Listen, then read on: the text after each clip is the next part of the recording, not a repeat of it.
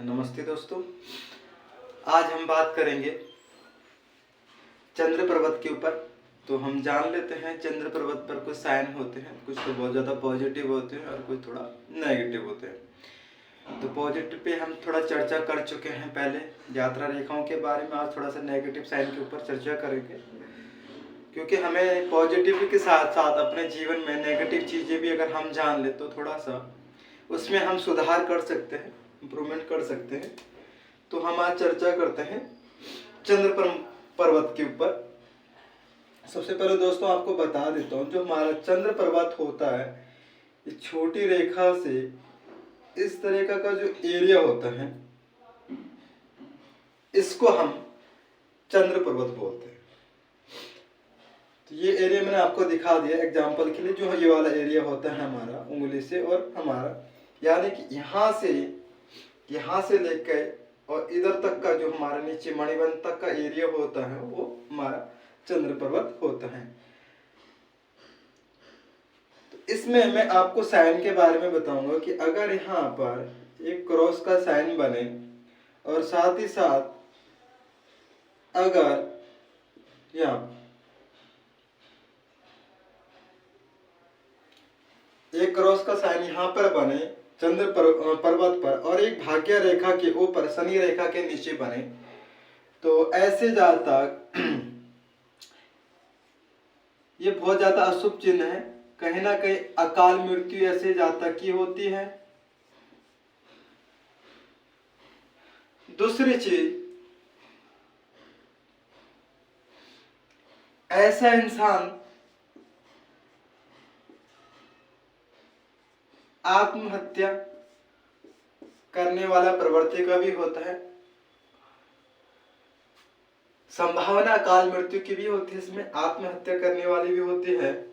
और साथ में साथ अगर ये चीजें कहीं ना कहीं बाद में होती हैं तो उससे पहले ये इंसान उदर यानी कि पेट से संबंधित रोगों से परेशान रहता है।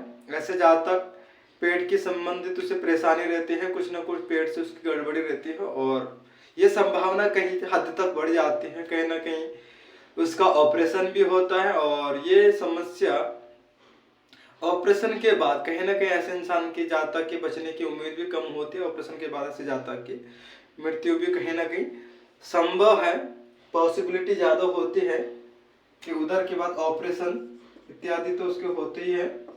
तो और कहीं ना कहीं ऐसे जातक की ऑपरेशन के बाद भी कहीं ना कहीं मृत्यु हो जाती है।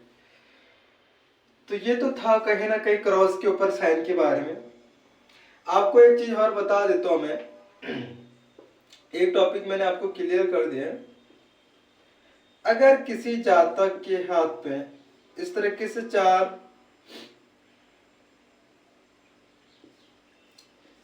तीन चार खड़ी लाइन हो और दो इस तरीके से ये क्रॉस एक जाल का चिन्ह बन जाए, एक जाल का चिन्ह अगर बन जाता है चंद्र पर्वत पर, तो ये भी बिल्कुल भी शुभ नहीं माना जाता है। ऐसा जातक कहीं ना कहीं एक दुष्ट स्वभाव वाला होता है, दुराचारी होता है, विवेकहीन होता है, विद्या से हीन होता है और बुद्धि की कमी होती है ऐसे जातक के अंदर। और कहीं ना कहीं इस तरीके का जातक भी कहीं ना कहीं आत्महत्या सुसाइड करने वाला होता है और इस तरीके का इंसान नदी में, नाले में या किसी गंगा जी में कूद कर अपनी आत्महत्या करता है, यानी कि सुसाइड करता है। तो ये जातक के लिए चंद्र पर्वत पर ये चिन्ह भी बिल्कुल भी शुभ नहीं माना जाता है। अब एक चिन्ह के ऊपर और बात करते हैं। ये दोस्तों ये चिन्ह जो बता रहा हूं मैं, कहीं ना कहीं ये दूषित चंद्रमा के बारे में बता रहा हूं। अगर चंद्रमा हमारा शुभ नहीं होते हैं और उस पर इस तरीके से अशुभ रेखाएं होती हैं तो ये शुभ नहीं माने जाते। आपने देखा होगा कुछ इस तरीके से साइन भी आपने बनते हुए देखा होगा, जिसको बोलते हैं हम ध्वज यानी कि झंडे का साइन। तो मित्रों, जिन लोगों के हाथ में यह होता है ये भी शुभ नहीं माना जाता है। ऐसे जातक कहीं ना कहीं दुराचारी,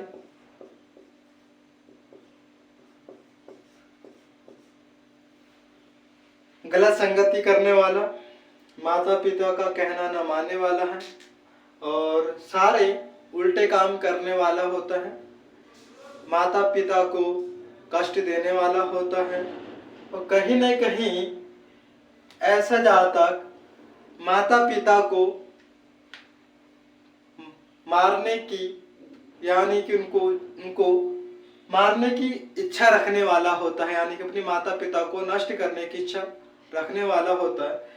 और आपने देखा होगा आज के टाइम पे जो इस तरह के जातक होते हैं, कहीं ना कहीं वो जब गलत आदत में पड़ जाते हैं, गलत संगत में पड़ जाते हैं, नशा के आदी हो जाते हैं और लाइफ में जब वो बहुत ज़्यादा गलत रास्तों को पकड़ लेते हैं और उनके माता पिता उनको समझाते हैं, तो कहीं ना कहीं इस तरीके के जातक आपने देखा होगा, उनको फिर माता पिता भी कुछ नहीं लगते हैं। आपने सुना होगा कई बार कि ऐसे जातक अपने घर में सारी संपत्ति को बेच कर नष्ट कर देने वाले होते हैं। तो इसी तरीके के वो जातक होते हैं जो दुराचारित हैं, दुर्व्यवहार करते हैं, किसी का कहना नहीं मानते हैं, अपनी चलाते हैं।